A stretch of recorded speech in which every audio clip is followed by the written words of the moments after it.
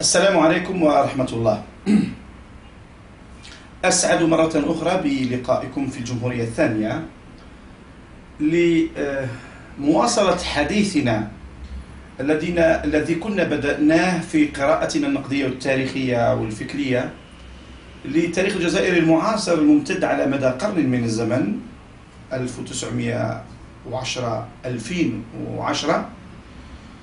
قراءة من حيث عمق الأسئلة التي لم تطرح وعمق المسكوت عنه وعمق المحظور وعمق الممنوع والمسكوت عنه في تاريخنا.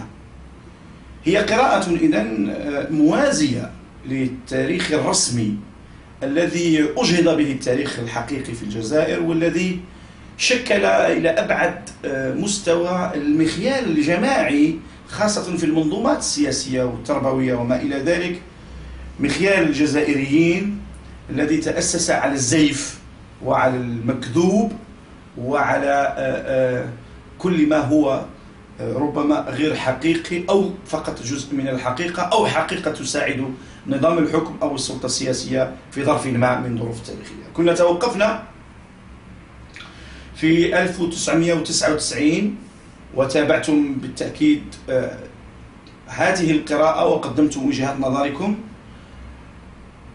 وسنحاول في هذه السلسلة الجديدة، السلسلة الخامسة، سنحاول أن نقرأ من الداخل وأيضا من زوايا مختلفة هذه المرحلة الممتدة من 1999 إلى غاية 2010، ولنقل وما بعد 2010، على اعتبار أن التاريخ ما زال ممتد وأننا بحاجة إلى قراءة استشرافية، قراءة مستقبلية لما سيأتي بعد، لما أتى وما سيأتي بعد هذه الفترة، فترة 2010. إذن سنحاول أن نقرأها بهدوء، بروح نقدية، بالاستعانة بما هو موجود وما هو متوفر لدينا، خاصة أن هذه المرحلة تختلف عن سابقاتها البعيدة في الزمن، في الخمسينيات والأربعينيات والثلاثينيات والعشرينيات وما إلى ذلك وحتى السبعينيات، لأننا عشناها وما زلنا نعيشها، وهي مرحلة قريبة جدا منا، مباشرة، وربما ما زال التاريخ فيها يصنع يوميا بشكل من الأشكال. إذن سنحاول مع الأستاذ دكتور الأخضر محمد الأخضر معقال أن نواصل في هذه القراءة بنفس الأدوات، بنفس المناهج، خاصة المنهج النقدي، وأيضا بنفس الجرأة ونفس الطرح ونفس تكسير المحظور وتكسير الطابوهات التي بنت عليها السلطة، ومن خلالها طبعا نظام الحكم الممتد إلى أكثر من 50 سنة، كل مرجعياتها، والتي شكلت من خلالها الوعي الفردي والجماعي، على الأقل بالنسبة للمنظومات الجماعية في الجزائر كمؤسسات وما إلى ذلك. الأستاذ الأخضر سنحاول، nous allons essayer ensemble donc d'interpeller l'histoire, de relire et de réinterpréter cette histoire immédiate, récente et immédiate, à travers le même outillage analytique, particulièrement celui de l'analyse critique, celui d'un regard parallèle, d'un regard cassant les tabous, cassant les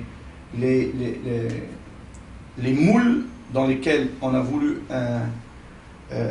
mettre l'ensemble des Algériens, essentiellement à travers le système institutionnel, le système pédagogique, l'éducation, la formation, l'université, l'écriture de l'histoire, ou du moins comment pouvoir relire notre histoire à travers d'autres lunettes qui ne sont pas celles du pouvoir, du régime et de leurs acolytes, c'est-à-dire une histoire parallèle, très critique, qui pourrait nous éclairer sur la réalité et le devenir de notre Algérie récente et immédiate, pour pouvoir réfléchir sur une Algérie différente, celle de demain, celle du XXIe siècle, c'est-à-dire une Algérie, celle du changement, celle de la rupture, etc. Donc, bon, Je ne vais pas trop m'étaler sur la présentation. Ça sera la 5e série de notre grande rencontre sur notre lecture historique, intellectuelle et historique de l'histoire contemporaine de l'Algérie sur un siècle. Lorsqu'on dit un siècle, ça ne veut pas dire forcément qu'on s'arrête dans l'analyse en 2010, mais nous l'avons travaillé pour pouvoir la délimiter en termes de temps, dans une perspective claire, travailler sur un siècle, et par la suite envisager de réfléchir sur une approche prospectiviste d'une autre Algérie sur 20 ans, sur 30 ans, sur 35 ans, 40 ans, sur 50 ans, l'Algérie de 2050 par exemple.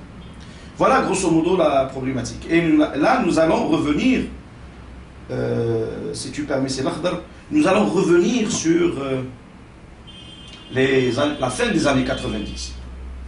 هل نهاية التسعينيات الأستاذ الأخضر تعني بالنسبة إليك نهاية عشرية la fin d'une décennie, نهاية سلوك سياسي, نهاية حرب أهلية, نهاية مرحلة, أم أنها شكل آخر من أشكال مواصلة التاريخ ضمن سياق نظام حكم, نظام سياسي موجود منذ مدة طويلة في الجزائر يعني. هذا هو. طيب. Je crois que la fin de la décennie 90, on avait vu que la décennie 90, on avait décomposé en deux mouvements. De 90 avec la turbulence socialisée, qui était l'expression, il ne faut jamais l'oublier pour qu'on puisse avoir les idées toujours claires, l'expression d'une réaction de la société qui a décidé de punir l'État et le pouvoir qui tient cet État. Le vote sanction de 90. Il faut qu'on ait ça à l'esprit pour comprendre ce qui vient après. Ça va aller de 90 à 95.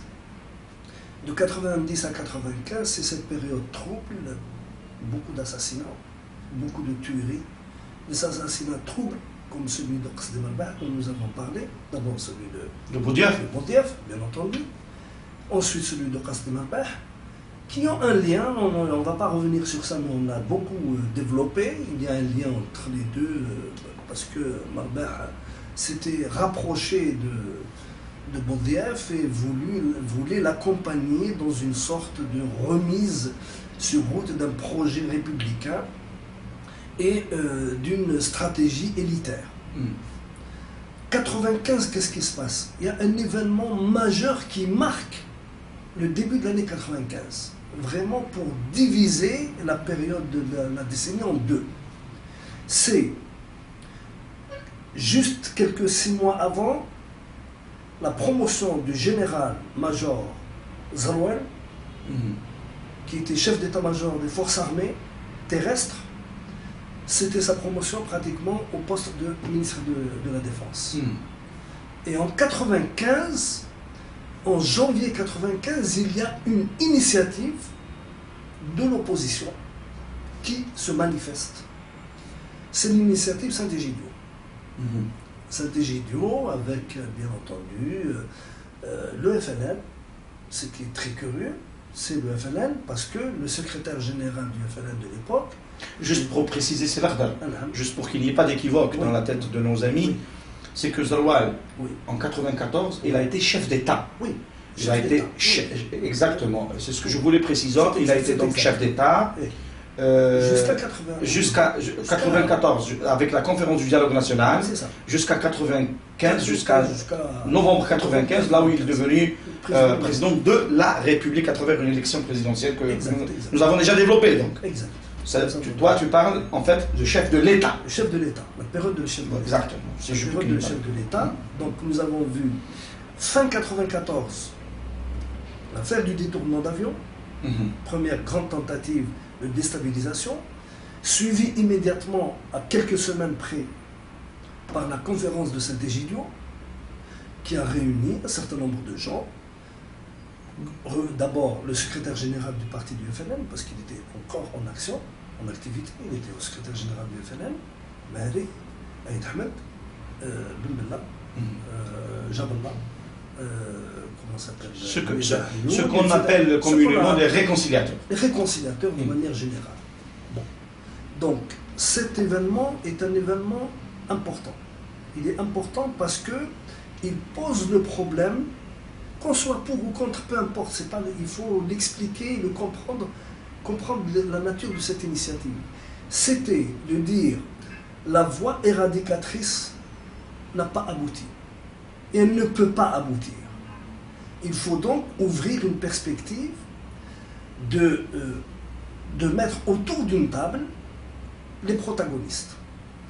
Or, le choix qui a été fait, de faire ça à l'extérieur du pays parce qu'il n'était pas possible de le faire à l'intérieur, ça aussi c'est un problème, donc va amener une initiative politique d'envergure très importante. Et cette initiative d'envergure très importante, elle aboutit à une déclaration, la déclaration de Rome. Et dans cette déclaration de Rome, il a été question essentiellement de créer les conditions d'un dialogue entre les Algériens pour une sortie de crise. Il faut dire que sur la scène politique, avec cette manifestation, il n'y avait en fait que deux forces dans la société algérienne.